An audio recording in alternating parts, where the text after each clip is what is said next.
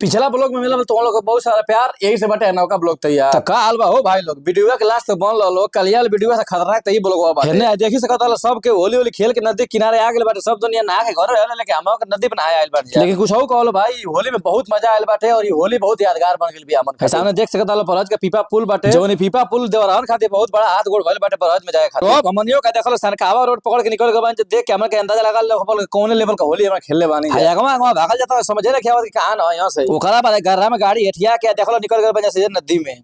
लेकिन एने होता ही सबका गाड़ी भरसे लगा देखो के होने बसावले बा के होने बसावले बा हमनो का जाता जब पीछवा से पानी छोड़ते धरती है तो काहे कि कोनो रोड थोड़ी नहीं तो जबरदस्ती हम जाता है। देखो हमार धरनो भस चुकल वाली जने कृतेश भैया निकाला था और हम एने देखिए गाइस आज नदी किनारे इलेक्ट्रिक शूटिंग कर रहा है यहां पे बोलिया में चोली जो गिरा खाओ आगे जाता तो प्रधानवा बिदलो बालू कहने के ठेव वो बदला लिया तो से चल गवा ओकरा बाद गाड़ी के खड़ा करके पहुंचे त नदी किनारे जहां कुछ लोग पहले से आ गेल बने। सामने देख सकता सब भाई लोयल बन आए खातिर मजा ले खातिर और देख सकता रितेश भैया बालना ओने हमर गांव के बेरुआ पहले नदी में हेल के बोल लेता ओकरा बाद ने विशाल भैया के सुता के देखल उनके पिछवारे पूरा मोय बालू भरा गेल बटे। तबले तो लोग कपड़ा फार होली देखल है चढ़ी फार होली चल देखल सर के इनाऊ के चढ़ी फले तैयारी चलती है। आ तबले ने रंजीतो भैया का चहट ले लो कहां से इनाऊ चढ़िया खोले के बाद देखल सुअरवा खाली बांध छड़ के ले आता भैया चढ़ी खोले है ने भाई सुतल वाला निके तो बेटा है दूसरे मिल के जल समाधि दे चक्कर पहलवान पूरा लीपो तो बता तो भैया लो हमके देवरान खाती ये जो चौपाटी है अंजुना बीच है गोवा बीच है केरला के बीच है देखता लो ना मजा ऐसा मजा मिली तो लोग कहीं आके पूरा आराम से नहा के बलुआ में लूट लूट के सब मजा लेता सुतल बाटे। यही से कहता है कि हमार का होलिया बहुत ज्यादा खतरनाक भी है, सब दुनिया होली खेले घरे पटा के लेके हमार के आके नदी में एंजॉय करता नहीं देख सकता है के ऊपर बालू लदाइल बा के नीचे लदाइल बा के